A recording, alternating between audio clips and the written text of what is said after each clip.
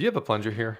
While I'm thinking of these things for the morning, my plumbing is just so bad. Well, of course, yours is good plumbing here, right? I would imagine.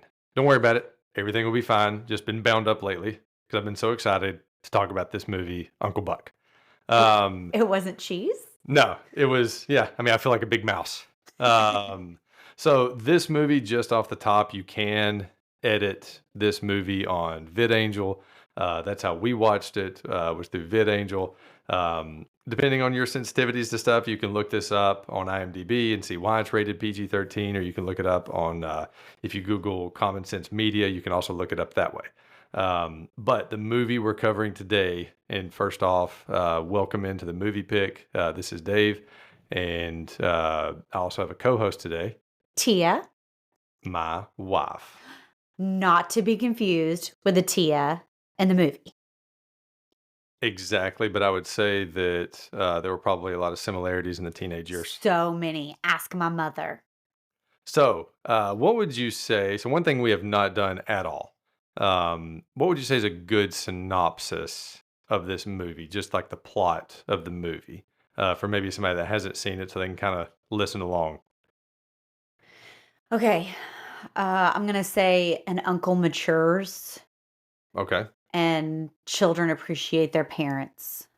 No, not like a moral of the story. Oh, A okay. synopsis is like, what's the plot of the story? So the plot of this is this family moves out into the suburbs, and um, the mom's dad has a heart attack, and so she goes to stay with them for a few weeks to take care of him. So they have to find somebody to watch their three children. They have a teenager, and then they have two smaller young kids. And so their last resort is Uncle Buck, which is the dad's brother. So it's Bob's brother, Buck, that comes to stay with them. And so then all the, stuff that goes on from there is the plot of the movie. That's what I was asking, the Oh, plot my or bad. synopsis of the movie. That's okay. It's the And first time and I've and asked just that. so those that haven't watched it, when Uncle Buck is your last resort, I think the mother says it best when she's on the phone with Buck and she's like, "Buck, I'm so scared. I'm Well, so scared to leave them with you."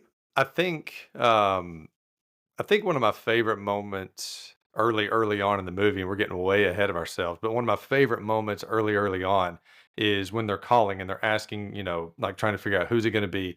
And then Bob, the dad, Bob calls Buck, and Buck says that he can do it. And the mom has the 50-50 look of relief that she has someone to watch her children because she needs to go be with her dad as he just had a heart attack.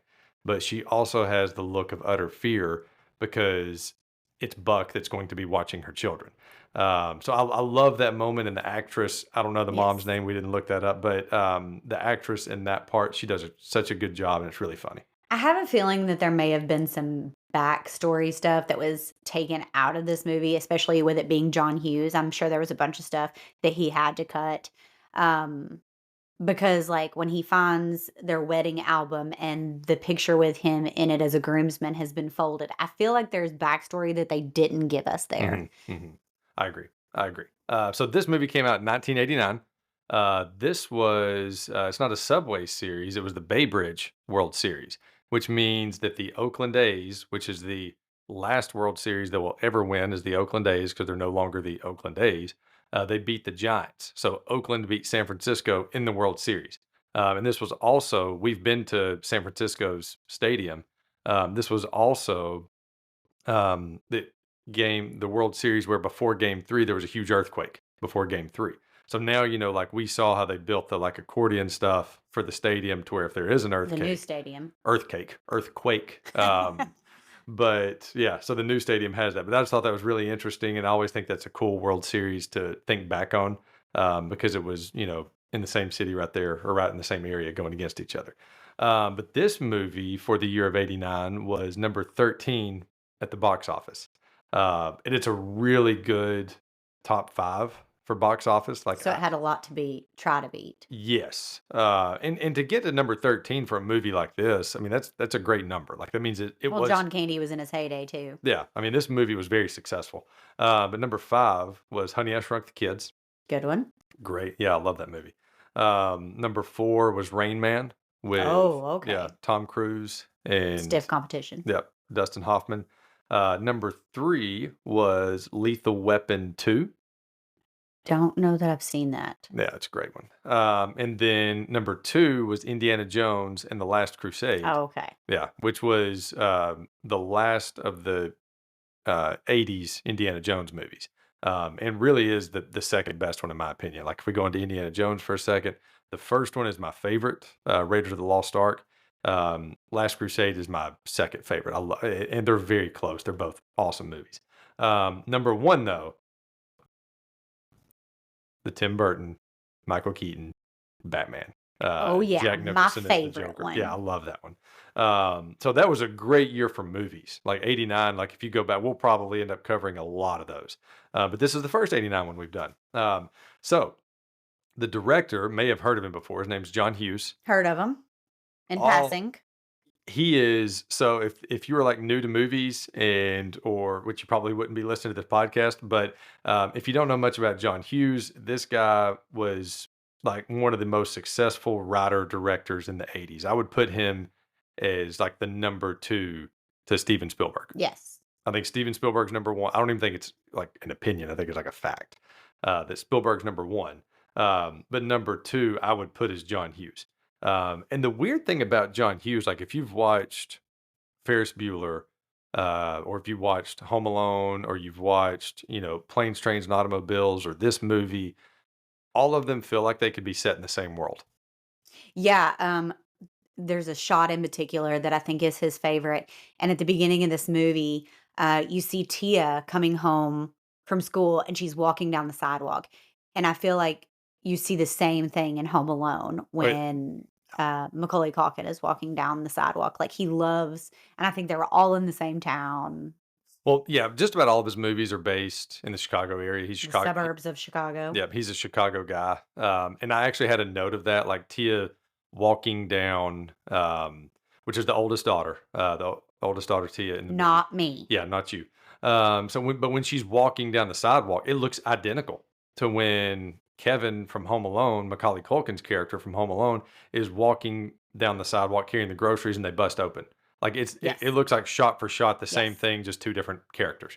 And I'm like when I'm watching this movie, if Steve Martin from Planes, Trains, and Automobiles all of a sudden showed up in part of this movie, like if they were both at the same school when Buck goes to the school, like it wouldn't surprise me. Yes. Or like if Ferris just went walking by their street, it wouldn't surprise me at all. It all feels like it's in this connected world. Yes.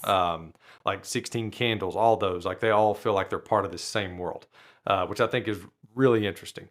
This is only like the 10th or 11th movie that I've done. And what's crazy about that is John Hughes only directed and wrote 8 movies. And this is the second one that we've done. I mean, that's just how good he was at that. Or you're Um, stuck in the '80s. well, and there were just so many good movies because I mean, he did. We did Ferris Bueller, and that was the second movie that we did. And Bradley did an awesome job on that one. But now we're doing this one, and we'll cover some of the others that he also wrote and directed at some point. But John Candy. So John Candy, and if you don't know, he played Uncle Buck. A But man you gotta love. he is. He's one of those, just has, like, the lovable face, the person you can relate to, always seems happy, like, even, when he's being mean or not mean, but when he's, like, being threatening or trying to intimidate Bug, he just comes across as somebody that's doing everything in a loving way. Yes. Does that make sense? But he's almost one of those that to me, when you think about his acting, you only think of the funny stuff and you Yes. only think of the kind of silly things. But when you go back and you watch these movies, um, there's the scene where he's deciding whether or not to go to the racetrack at the very end of this movie. Yes, and he's tormented within himself of what he should do. He's doing so much acting without words in that scene. Like you can see all of the things going through his mind just through his face. And that to me is like when you're like those great actors. Or like his speech, which is what they named, the documentary on Prime. There's the which I would highly recommend to that. Even if you barely like John Candy, the I Like Me documentary on Amazon Prime is really interesting. So good. Yeah, it really is. We watched it a couple weeks ago. I would highly recommend it. If you like John Candy, it's almost a must watch. If you don't even like him, I'd still say if you like movies, watch that because it'll probably make you start liking And it John has Candy. so many people in it, Yeah, that they got to yeah. bring and talk about it. Bill Murray Bill was on Murray opens it there. up. I mean, Yeah, and he's the he even, first 5 like, minutes. let me try to think of something bad to say about John Candy. Mhm, mhm. But that's what I mean, like, there's just so much good and well, where I was going with that, I'm sorry. So the "I like me" speech, that he gives in Planes, Trains, and Automobiles, that's very good acting. Like, if you go back and you watch Planes, Trains, with Steve Martin, the scene where Steve Martin's just, like, yelling at him, and then John Candy comes back at him with the, like, "I like me" speech, "My wife likes me" speech, all those things. That was some very good acting. So even in his most comedic performances, he had these great moments of acting that I felt like should have been paid attention to a little bit more as far as like awards and those kind of things go. But we'll talk about him quite a bit. So I don't know. I think it's Jean Louisa Kelly Oh. as Tia. She's the one that played Oh, Tia. okay. I think that's how Uh, you say it all. this is obviously, I know that she's in Uncle Buck now, but Hmm. she will always be in this other show that I saw, I think late 90s. Yes, Dear. Oh yeah, yeah, I loved Yes Dear. Like, that's what I knew Yeah, her from, was always that, and then I saw Uncle Buck many years later, and see her as this, and it's just funny to me because complete opposite of Tia. I had no idea that that was Tia for a long time. Like I liked Yes Dear. It was a funny show. Another one that I didn't even realize was her until I was looking at her IMDb stuff. Was she was in the Top Gun Maverick. She was Iceman's wife. Oh, I didn't realize that till I was looking all this stuff up. I did not realize that was the same person. So she I'm was gonna have to Val go watch it Kilmer's. again. Yeah, she was Val Kilmer's wife. I mean, when you see it and you see her, you're like, oh, I can't unsee that now. That's definitely her. But I definitely did not pick up on that, even when I went to see it in the theaters. Yeah, Talking about Maverick, um, but uh, gosh, this one, Macaulay Culkin, like so awesome. He was Miles. So you got Macaulay Culkin as Miles. I I forget, is this his first movie? No, he had a couple Okay. movies before this, and I don't even think this was his first theatrical. He had some movie that I've never heard of with Burt Lancaster. Like he had done like a TV movie before this, and a couple of other smaller movies. I think this was his first big movie though. And I mean, if you talk about like child actors, like he's up there as one of the best. You haven't seen him do much adult work, actually. Yeah, And I yeah. think that's, like, a personal issue that he has of, you know, continuing to do so. Um, I think he quit when he was a teenager. Yeah. Yeah, yeah, I think most of it's by choice. I mean, he was, like, his movies were starting to, fail a little bit, as he got a little bit of an older Well, child and I think he actor. had some personal issues with Yeah, his dad of, yeah, his dad is who forced him into stuff, and I think he emancipated himself right. from his parents. They were taking his money. But as far as, like, being a child act you could see in this movie, like, even his first scene, like, running around the house, I mean, you could see that he's like a superstar. Like, Yeah. this is a superstar child actor. Like, And I he know he's tiny because you originally asked if Miles and Maisie were twins because of the size, and I'm like, "No, that's just how small he is." no. Yeah, but, like, a lot of the when I think about this movie, a lot of the best scenes from this movie involve him. Oh, yeah. Like, I mean, he was so good in this movie. You can see why he got Home Alone based off of this and why, they gave him his own movie to do his thing with because he was so good in this. Like, I mean, just his line reads, like everything that he did, it was just like he could not be any better. Like, I don't know anybody that could outdo this. Like, this is the Michael Jordan of child actors that we're watching here. And then the other one, Maisie, she was played by a girl named Gabby Hoffman. And I will always remember her from the movie Now and Then. Okay, see, I've never seen that one. I saw that one on our Love list. it. She was also the little girl in Field of Dreams, Kevin Costner's daughter in Yeah. Field of Dreams. And she's still acting. She was just in the so there was a new Didn't she quit for a while to go to college and stuff? that'll be our first fact check 'cause I'm not sure. But she was in the new Bruce Springsteen movie that just came out. like last weekend. Mm. And when I was looking at usually the way IMDb arranges it is, like your bigger part is at the top, and she was like the fifth or sixth person on the list. I So actually read a little bit about her last night on IMDb. Uh, she came from 2 actors, okay. and the first 4 years of her life, she lived in the Chelsea Hotel in New York City. Hmm. I didn't know that. No, no, I didn't do. I probably should have done a little better Gabby Hoffman research. But I was just so focused in on Macaulay Culkin. I was like, man, this kid's awesome. And spoiler alert for one of our Christmas movies, we will be talking about Macaulay Culkin again. Who knows what movie? Yeah, who can take a guess on that one? And then the last kind of rounding out the cast, Amy Madigan as Shanice. And again, the reason I wanted to mention her, she was also in Field of Dreams. So she went her and the Oh, that's right, she's yeah, Kevin she's Kevin Costner's Costner's wife wife. in Field of Dreams. And she was like the perfect. I'm not going to take your crap from Buck. Like she was the perfect person to play that. Like in Field of Dreams, she also had kind of a similar role of where she was just she plays this very headstrong, very well, like kind of tough person. You're also forgetting somebody else's cameo in this movie. Whose cameo am I forgetting? My girl. So I have that in a note. Okay. Anna Klumsky, who played my girl a couple of years after this, also with Macaulay Culkin, is Thomas J. So Anna Klumsky, you can see her in the schoolroom with Gabby Hoffman.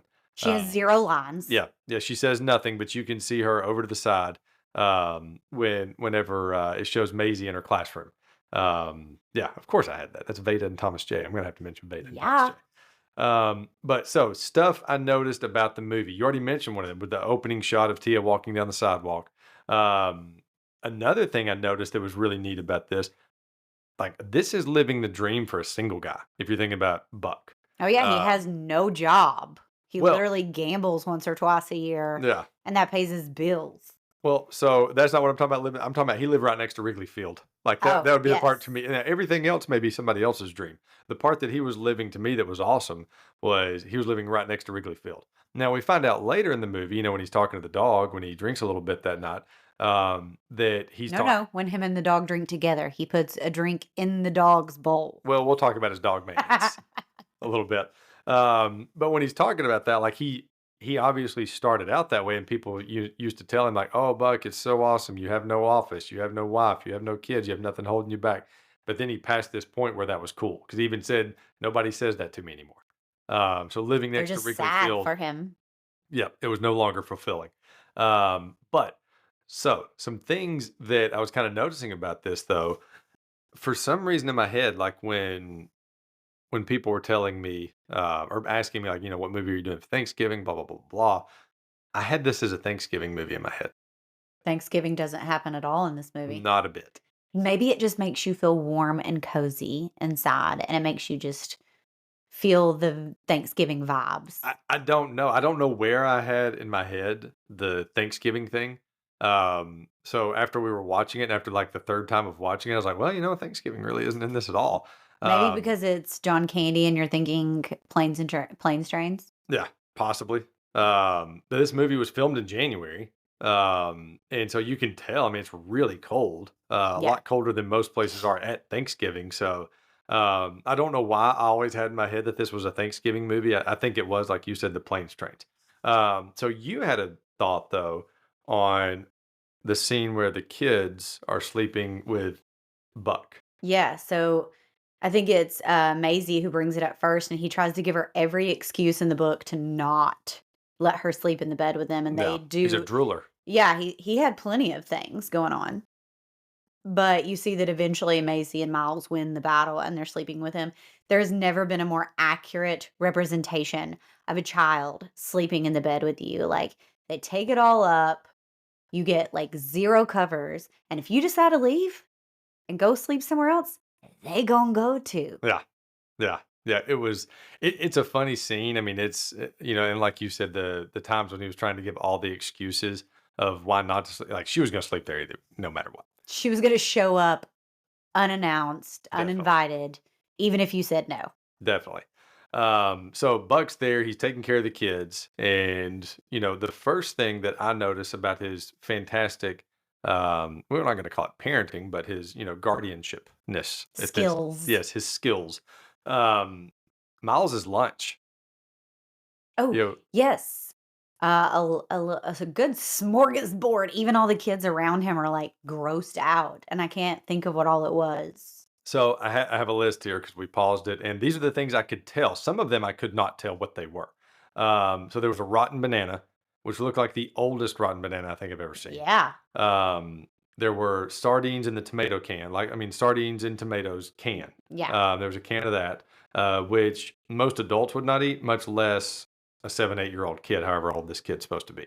Um, there was, I think this might have been my favorite, the milk in the mayonnaise can, Yeah, at first you just think it's like a can of like, he just put it in a in a can, bottle of like a milk or so. Yeah, bottle or yeah, whatever. You're like, "Oh, okay," and then I noticed the Hellmann's on the yes, lid. yeah. And then there was a Ziploc with something in it. I think it's half a pickle with a bunch of pickle juice. Like, he gave him what was left in the jar, just poured the jar in the Ziploc. So we paused it on this. We did not Google it. If you have an idea of what you think it is, please email it to us at themoviepick@aol.com because I could not make heads or tails of what that thing was. There was also another bag. Yeah, it looked like it, I had a note of that too. It looked like it was like uncooked spaghetti noodles, or No, they looked cooked. do they look cooked? They looked like cooked spaghetti noodles, but there's something else, and I'm like, "Is that a baguette?" Like, what is like, I couldn't remember. Yeah, no, it was weird. But either way, Hey, he made lunch. he made lunch. But another thing. So you had mentioned this about the grocery bill. I can't imagine what the grocery bill is, for when Uncle Buck stays with him, which we don't know the actual, like, true time frame of how long this actually goes on, but the amount of food that he cooks, like, I don't even know what's all in those eggs the first morning that they come downstairs and he's there, but there's, like, eggs with a ton of stuff in it, burnt toast, Well, grapefruit. Miles even says, "Look, he cooked our trash," or something like that. Yeah, and, like, every meal that he cooks, there's just, like, so much of it, and he's failed and tried again numerous times because you see, like, burnt toast everywhere, and then, like, when Miles has a birthday, he brings in a I don't even know what that is that he puts on top of the stove to make it where he can make a giant pancake and use a snow shovel Yeah, to flip these giant pancakes. So, the mom, before she left him a bunch of checks to help take care of the kids, yeah, and, yeah. Well, she's at first he was telling her he doesn't need the checks. yeah, and then he does need Yeah, them. But she's so thankful for the time that he spent with the kids and, all that he did. But when she went to balance that checkbook and like see how much he spent on groceries and Lord knows what else, like I just I can't imagine what that grocery bill is because he cooked such large quantities and ruined a lot of it. well, and this would be interesting. I don't know if they say it in the movie, and this will be a fact. I don't know how long he was there. No, Um, it was originally supposed to be he said, "I'm just gonna be here a couple of days," right, and the neighbor says, "Well, I know when my dad had a heart attack, I was gone for a week." Marcy. Yeah, Marcy Whew, the neighbor. whew, she comes up later.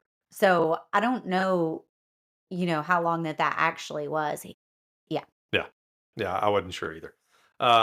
So you also had another thought about how much clothes the buck. So, at first he says, "I'm just gonna be here a couple of days."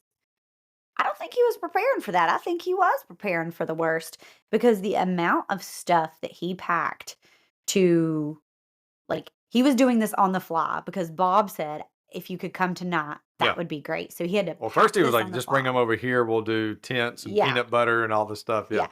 So or sleeping bags. Sorry. Yeah. he's packing on the fly and he thinks he's only going to be there a couple of days. Yet he brought a couple of different hats because he's got his like giant Eskimo looking hat.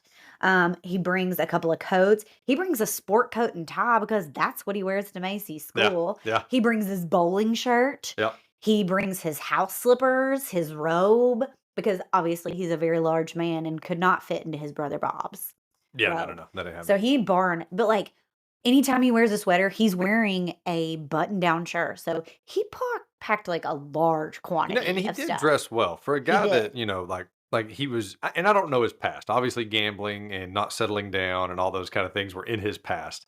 And one thing I love too is like when Bob calls him and he answers, and he's then Bob, his brother. I'm sorry. When Bob is telling his wife that hey, he was asleep. That means he was home.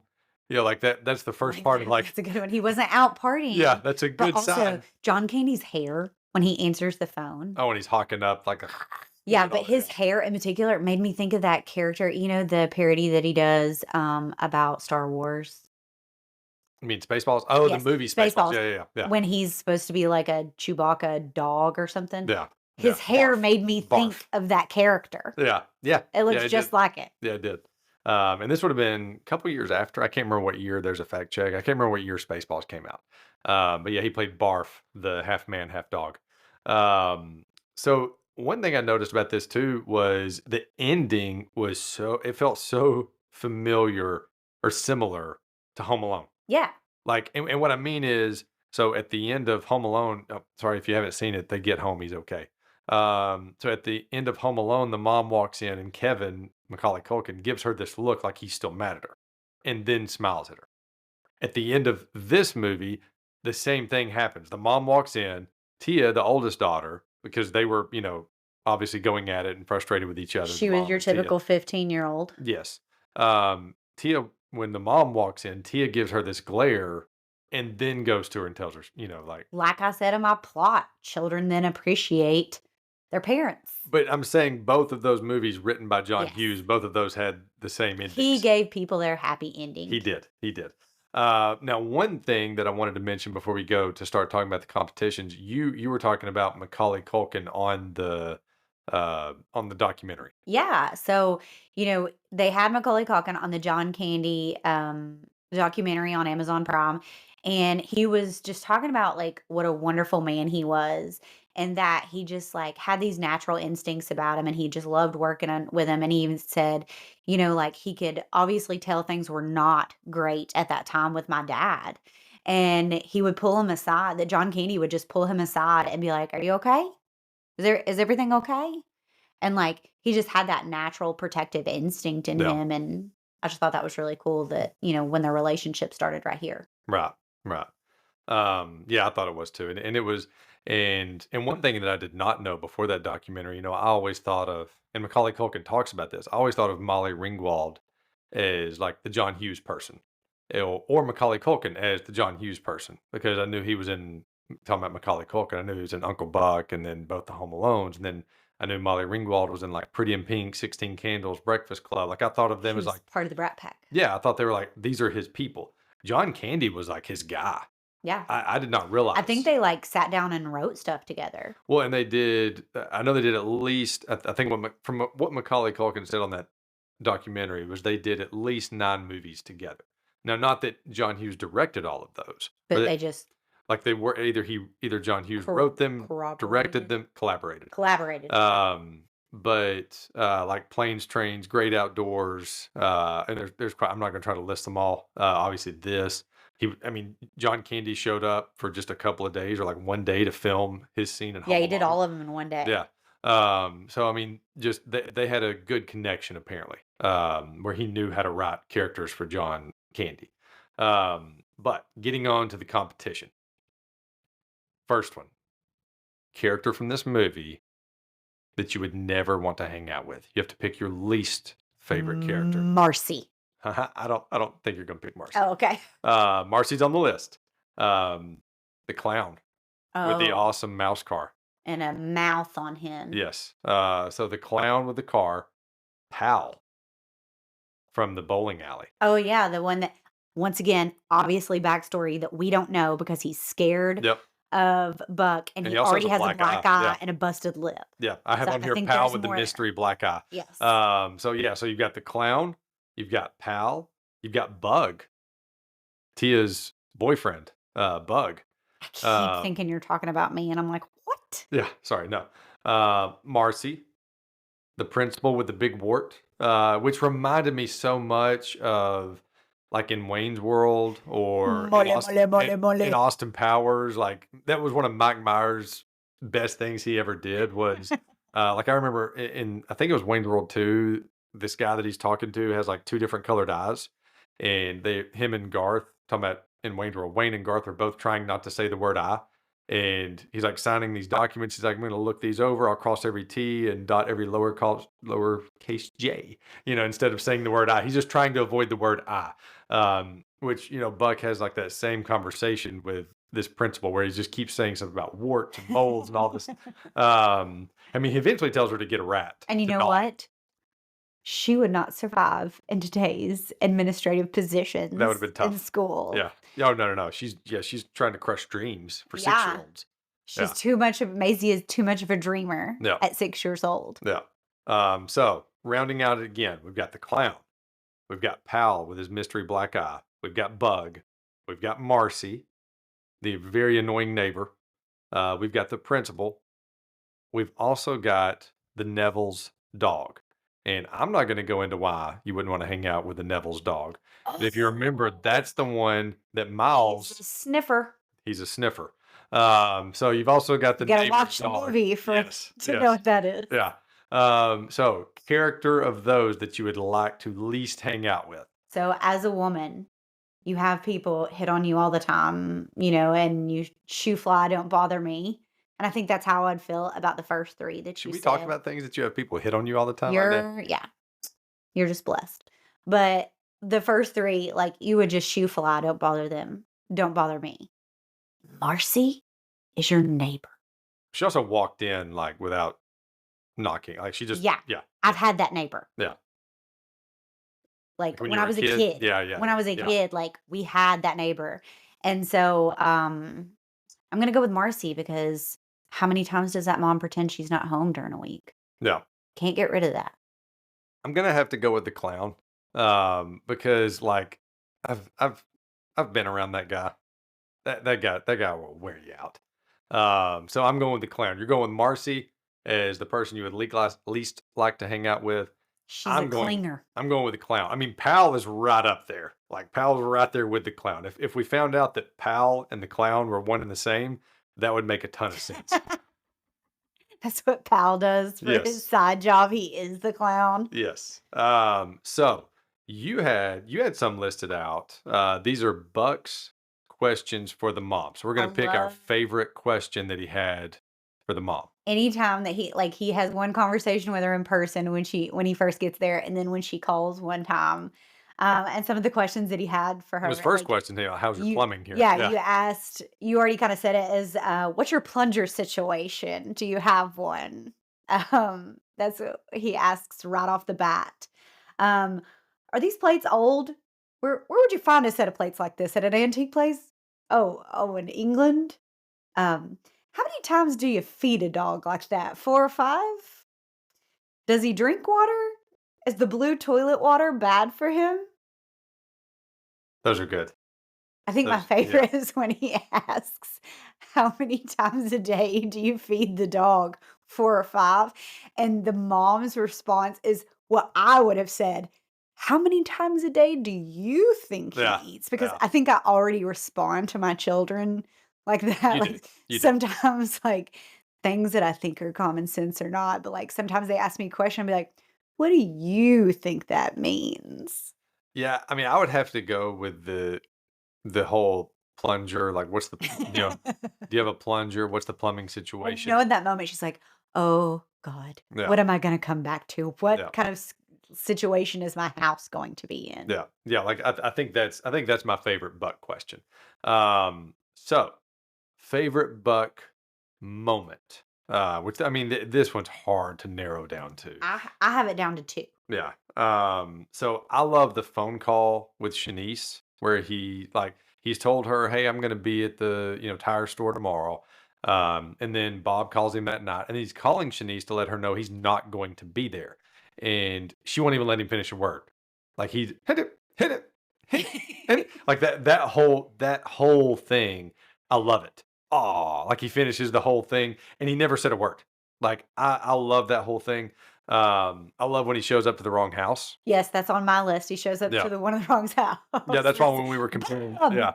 and Yeah. banging on the door. Obviously we've mentioned this one He's already already. made his presence known to the neighborhood. Yes. Well, and I love that he's just not self-aware. This has got to be somewhere between 2 and 4 in the morning would be my Yeah. guess, and, it probably shows us, but, he's not, like, self-aware enough at all, even once he figures out that Bob's across the street, like, "Oh, I should just walk over there silently." No. Like, he's still yelling to Bob as he's walking across the There street. are those people in the Yeah. world. Asking about the plumbing, like, we've Yeah. already talked about that. Bringing the cat in the house. Yes, random cat. Here's my thing, how many days has it been at that point? And he goes to get this crazy cat outside and then brings it inside and says, "Who let the cat out?" And Yeah. they say, "We don't have a cat." So he takes it back outside and says, "Shoo, shoo." How many days had he been staying there that he's just now seeing said Yeah. cat Yeah, well, and he, and assuming that it's theirs? yeah, I yeah. haven't fed it at any point. And then for me telling off the principal, we talked about that, but when he, like, finishes, like, the whole mole thing when he keeps talking about that, but then when he, finishes telling her off for, not wanting the little girl to be a dreamer, or he doesn't wanna meet a child that's not a dreamer, when he tells her to get a rat to gnaw that thing off your face, I love that. And there's so many good just Buck moments in this movie, so I narrowed it down to those. I mean, there's 5,000 others. I mean, just about every single scene that he has with Bug is Oh, yes. fantastic. I love that everything that he does with Bug, he does it with a smile on his face Yeah. and has the creepiest laugh. But the reason I'm not, so the next category is kind of going to that. Or not the next one, but one of the next categories is kind of going to that. So that's why I'm kind of leaving Bug out of it for a minute. So out of those, or any other that you would have, what's your favorite Buck moment? I'm gonna say probably the cat, thinking, I love the cat. yes. Yeah. I don't know. It's so hard. I mean, I do love the showing up to the wrong house because I could see that happening, and I know people that I could see yelling out across the street like, "Oh man, when did you like, so I'm gonna go with that. Showing up to the wrong house, I love it. It gets me every time. The cat is close though, and so is the phone call with Shanice. Like all the every scene that we mention here is awesome. So one scene, Buck is sitting there, he's watching TV. He's got the dog with him, and he's kicked back. He's got his vacuum cleaner there, so that way he can vacuum crumbs off of his sweater. And he's eating cereal just straight out of the box, no milk. So if you had to pick one, what would be your cereal of choice? If you had to narrow it down to one cereal that you could just sit on the couch, yeah, Dry dog it. yeah, yeah, that you would just eat. Fruit Loops. You go Fruit Loops. I'm a cinnamon toast crunch. Like if I don't know that I could do it dry. Yeah. Oh, no, it's great. So yeah, that would be mine. So most interesting car from the movie. Well, I Um, think Buck wins this because you didn't say favorite. You said interesting. I'm surprised in Buck's car that there's not like carbon monoxide inside the well, there may be, vehicle. there may be, There may but I in don't the think. state of Tennessee, I don't know that this is anymore, but, uh, 3 years ago it was. In the state of Tennessee, your car has to pass an inspection, like a health in Yeah. it's almost like a health inspection. Your car has to pass an inspection in order to get your tag and get your tag renewed, or else you don't get it.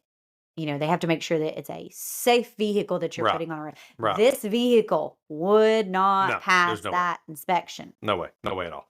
Um, I'm surprised it has seat belts. but I think you too quickly jumped. I think that's a Lee Corso not so fast, because there's some really interesting ones in Okay. this. So you have the clown car. He Oh, pulls up. yes, the It's a mouse. mouse, which reminds me so much of the dog car in Dumb and Dumber. Like it's just, and then you've also got, and this is something I did not understand. So when the movie opens, like in the first 2 or 3 minutes, there's the tiniest school bus I've ever seen pull up to the house. Actually thought that too. Maybe they just live in a really small town. I don't know, but so I noticed that. So the small school Notice bus, that only Macy gets off that school bus. Maisie, Maisie, yeah, sorry. That only Maisie gets off that school bus. Miles does not. yeah, I did notice that, I thought that was and weird. so you got the small school bus, which we don't know why it's a small school bus. You've also got the '77 Mercury Bucks car. You've got the clown car, and then you've also got Bug pulls up in that little bitty two-seater when he's taking Tia Hey, out that's how he gets the for ladies. the weekend. It's the car and the beret that really does it for the The ladies. beret. Yeah. So the guys that apparently hit on you all the time, they're just wearing berets. Yes, and driving those little two-seaters. Yeah. So which car would you say is the most interesting car out of all of them? Okay, if we're gonna go, it depends on what you mean by interesting, like, because I know his backstory, obviously Buck. But if I just saw it on the street and was like, "Whoa, look at that," it would definitely be the mouse car. Yeah. Yeah. I would agree with that 100%. And I think like the Buck car even has like a Buck mobile, like people call it that. Oh, really? Yeah, yeah. And so I thought that was pretty cool. So yeah, Buck's car wins, but I couldn't Maybe let that I'm gonna bring that back then. the whole Like, anytime I podcast see go. a bad vehicle going by, I'm gonna be like, "The Buckmobile." Yeah. But I couldn't let the whole podcast go without mentioning all those other cars too. So Tia's most teenage angst Ooh. moment. Character of Tia, not you, Tia. Oh, but let me just say, like, I was Tia. I know. It was bad. Your mother can attest to that. She was my Sunday school teacher, Yeah. and I let you know that I did not want to be there. I'm sorry for that, Judy. Yeah. Yeah. But there was plenty for her of, like, she, all the mean things that she does to her siblings, like, at the beginning, like, when she tells them, "I'm gonna take care of you." I also thought it was funny that, like, she tries to tell Maisie the truth about where her parents are, and Maisie thinks she's lying, and she's like, "Fine, they didn't go," and she's like, "They did?" Yeah. So, it Yeah. takes that to convince her Well, sister. and it shows you how awful she's been to her Yes, siblings. Yeah. but when she's on the phone with Shanice saying that she was out all night Yeah. with, Or that Buck was out all night. Buck was out all night with Marcy, the neighbor, Yeah. and that they stay out super late. Or when she tells her mother on the phone that Buck left both of the children unattended Yeah. and stuff, like Yeah. sneaky little lies like that. Yeah. Yeah. And I love She lied about going to stay at a cheerleader's house for the weekend.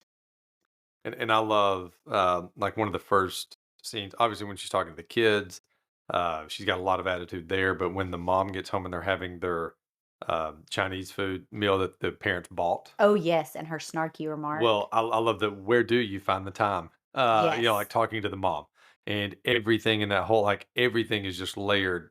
Like if David Spade is the king of sarcasm, she was like the queen of teenage angst. Like it was just 5 layers of anger. It made me like, we have a 13-year-old and Mhm. he already like starts a little bit with the attitude. I'm like, he's not even the one I'm afraid of. Yeah. Like, we have a daughter who's 10. Yeah. So I'm genuinely afraid because I laid it on as thick as that, Tia. Yeah. So I'm Yeah. just going to like reap what I sow situation. So be prepared. Well, and I think the I'm excited. But I do think like in the attitude that she had with Buck when they first see each other. Yeah. Like that's Like right another off the one. bat. Yeah. And like there's no reason. Like Buck hadn't done anything. He's just there to help take care of them. And she's already like being, angsty and being angry towards him and having an attitude with him. So what would you consider the most angst moment? Like, oh man, that girl. If she was mine. Probably the dinner conversation that you Where said do of you like, find the where do time? you Yeah. find the time Yeah. for Yeah. Chinese takeout? Yeah. I love that one. Now, favorite Miles moment. Oh, when he's grilling Uncle Buck at the table, like, "Where do you live? House or apartment? Yes. Rent or own? Do you have a Yes. job?" Yes. I mean that is like again so good. Like he was just so good. That's why I had the breakfast conversation with Buck. I will say, what did what did you say the sniffer dog's name The was? Neville's. Yeah. The Neville's Yeah. When dog? he was When he describing their discuss dog. when he discusses that dog, that's probably my real, like, laugh out Yeah. loud Yeah. moment for. And also, it wasn't until the second time we watched it that I realized what Yubi means. He kept calling him Yubi at Oh the yeah. end, Uncle the Buck. Uncle Yeah. Buck. I was like, Yeah. "Oh, I thought he was like." I thought it was just like a I weird do feel like nickname. there were some deleted scenes Yeah, where, like, maybe he told them to call him UB because they yeah, all of a sudden worked, and it was like towards the end of the movie that they were calling him UB. It felt like, but I love when he was doing the dishes, yeah, and he's like, earning his keep, he says. yes, and like the phone's ringing. He's like, "Well, somebody get that. I guess I have to do everything around here." Hit my, gosh, I don't know if this would be my favorite line of his, but like when Bug and Tia are kissing and they're there to pick him up. That's a bad thing to do Pretty during stupid thing flu to do during flu season. season, yeah. Like, I love that, and then from what I understand and what I've heard is the mail slot scene with Shanice is where they got the idea for Home Alone. He Um, saw it and was like, "I could make so much out of this." yes, because he was just so good. Like he was just that good. So I think all of those go up as my favorite Miles moment. I mean, I think the funniest one to me is describing the neighbor's dog. Yes. But, but the one that, like, just is, like, his best moment, I guess, like, to me, there's always a difference between favorite and best.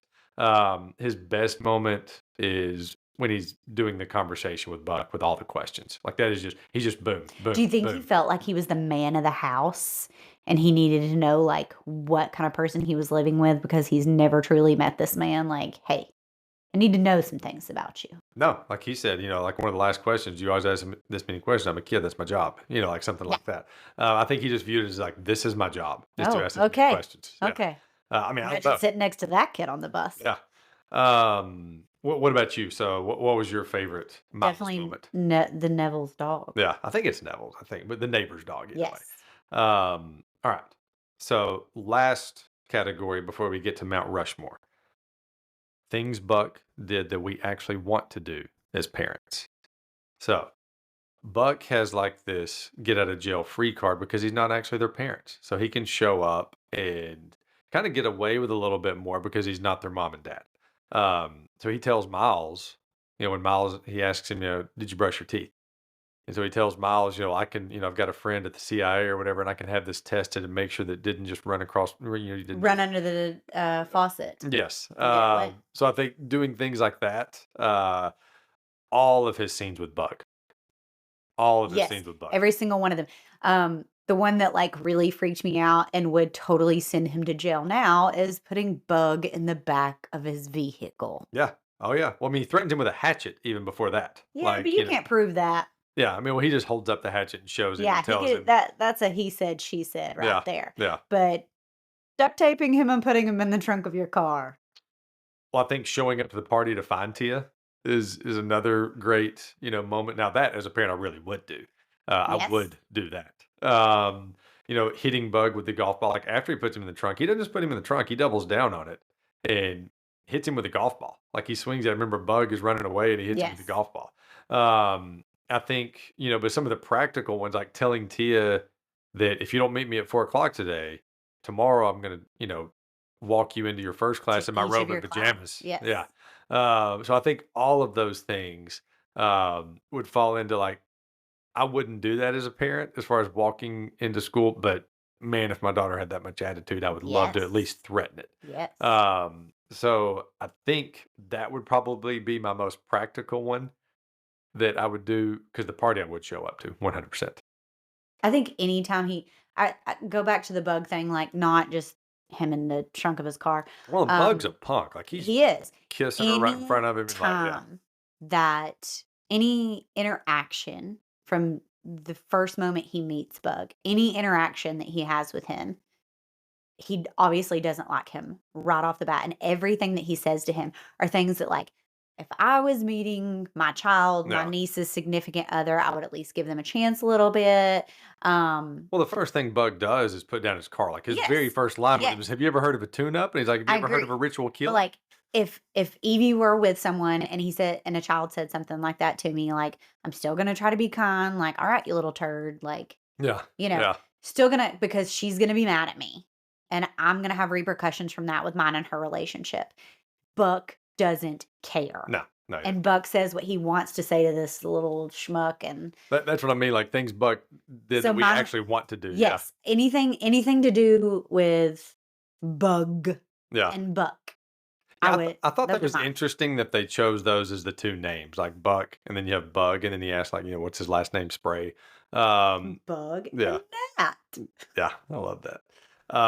So that covers Uncle Buck. Now we're getting on to the Mount Rushmore of John Hughes movies. And we're only going to do one 10-year period of his films I because can't even name them all. that's what I'm here for. There's just so many. There's so many of them. So we're going to do kind of a quick rundown, and you can ask me if it's one that you don't remember. Some of them I have not seen, so they obviously would not fall into my Mount Rushmore. Now, Um, let me ask this, is this, like, my favorite Yeah, 4? your 4 favorite. Or Yeah, okay, your I didn't 4 know if favorite. this was, like, my favorite 4 or which 4 do I think are the most famous? Yes. Yeah. So No, just my favorite your 4. favorite 4. Okay. And again, some of these I have not seen, but the first few I definitely have. Mr. Mom, the one with Michael Keaton, I love that movie. Vacation, the very first one, the Wally World one. Now these first few he wrote. Savage Islands, I don't know that. He just No. wrote that one. Um, 16 Candles and Breakfast Club, both of those he wrote and directed. Um, Now some of these will be sequels, so we're not going to count sequels. Like if you pick Home Alone, you just pick Home Alone. Okay. Um, so European Vacation, which was part of the vacation movies. Weird Science, which he wrote and directed. Pretty in Pink, Ferris Bueller, Some Kind of Wonderful, Planes, Trains, She's Having a Baby, The Great Outdoors, Uncle Buck, Christmas Vacation. I mean, is this? Not, I mean, this list is just insane. Did he Like write Christmas Vacation? he wrote Christmas Good Vacation, for yes. him. Um, Home Alone. So interesting thing about Christmas Vacation and Home Alone, Chris Columbus was supposed to direct Christmas Vacation, could not work with Chevy Chase. Oh, Like could not handle Chevy Chase, left Christmas Vacation, and John Hughes gave him Home Alone instead. interesting. Yeah. So yeah, interesting turn of events there. For which Christopher Columbus was the same one that did like the first two or three Harry Potter movies. But anyway, so Home Alone, a movie called Career Opportunities, which I've not seen. Um, Dutch, which we Oh, yeah. saw. We Which watched that truly one. is a Thanksgiving movie. So Dutch is a Thanksgiving movie, and the part was written for John Candy. Oh, really? Did he die Yes. before? Nope. No, it Okay. came out in 91, so it was before John Candy Okay. passed away, but it was written intended for John Candy to play it instead of Ed O'Neill. Hmm. Just found that out this week Why doing didn't he do it? I don't know. I didn't look that far. Fact check that. I'll have to fact check that one. Curly Sue, which was the Oh, yeah. last one that he wrote and directed. So it's the last Hughes directed movie. Um, and these last few I did. I mean, obviously I knew Home Alone 2, but Beethoven and Dennis the Menace. Oh, I just watched Dennis Menace the other day. Yeah. Yeah. So those are that is just a 10-year period of the four. And Okay. to give you a second to think, I'll do mine first. Okay. Because I've got, I love doing an outside looking in. Like these are the movies that almost made the cut, but didn't quite make the cut. So Mr. Mom, I love Mr. Mom. It was, Batman was the first Michael Keaton movie I saw, but Mr. Mom was not that far after it that I saw it, and I loved it. Thought it was hilarious. Still love it. Our kids weren't that impressed with it when we watched it a few years ago. No. Um, 16 Candles and Breakfast Club would both be on the outside looking in for me. Weird Science, I love it, but it'd be on the outside looking in. Um, Great Outdoors I think I've is, only seen that like one oh, it's time. so funny. I need to watch it Yeah, again. it's so funny. But that would be on the outside. Um, Dutch would be on the outside. I love that movie. And so these are all the ones that I love, but just did not make the cut. You're putting like you're literally gonna name them all No, I'm except for not. 4. No, no, no, no, no. Oh yeah, I've only those got 2 that you haven't seen. no, I've only got two more that are on the outside. So Okay. Dennis the Menace, I loved it as a kid. It was the first movie that I saw twice in theaters that I can remember. I love that movie. And then Uncle Buck is on the outside looking in. Like as much as I love Uncle I Buck, agree. it's on the outside looking in. So my four are Vacation and part of that whole series there. So the Vacation series, Home Alone, Planes, Trains, and Automobiles, and Ferris Bueller's Day Off. Like those are my four that would make my Mount Rushmore for John Hughes. And I think two of those he wrote and directed, being Planes, Trains, and Automobiles, and Ferris Bueller's Day Off. So again, my four: Vacation series, Home Alone series, Planes, Trains, and Ferris Bueller. That's my John Hughes Mount Rushmore. You know why we're married? What? Mine would be Christmas Vacation and Home Alone. Mm-hmm. So, Yeah. look at you. Yeah. I would have to pick 16 Candles. Fair enough. And I'm gonna go with Dennis the Menace because that is like a comfort movie to me. Yeah, I understand that. When I was a kid, my nanny D only had like 5 VHS at her house, and that was one of the 5. Yeah. And so we would watch that like all the time. I loved it so much. Well, and one thing, And like I said, I just watched it this week. yeah, I walked in the other night and you were watching it. It threw me off. I was like, "This the business." Um, but like one thing that we've talked about with this is, we're not critics, we're not professionals at any of this. We just enjoy talking about movies, and so be true to the things that you actually like. There's no reason to get on here and fake like, oh, well, this, prestigious movie, I love it. No, talk about the ones you love. Dennis the Menace was not prestigious. It was a lot of fun though. Yeah, Christopher Lloyd, and I will watch Walter anything that Matthau. has Walter Matthau in it. I will flat out watch anything that has Walter Matthau. Love Walter Matthau. That was probably a really hard movie for Walter Matthau to do because he couldn't cuss any in that Yeah, movie. yeah. I don't remember him cussing a lot in movies. I mean, he was Excuse in. me, have you seen Grumpy Old Man? Well, I mean, Odd like Couple? Odd Couple didn't cuss at all. I don't think. Yeah, it does. Does it? And so does, Bad News Bears. Okay, okay, you're proving me wrong.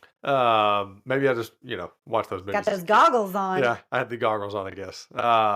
So thank you for covering Uncle Buck with me. You're welcome. I hope you had fun with this one. Happy Uh, Thanksgiving with this Thanksgiving movie. with this Happy Thanksgiving with this non-Thanksgiving podcast, or non-Thanksgiving related movie that we picked for Thanksgiving.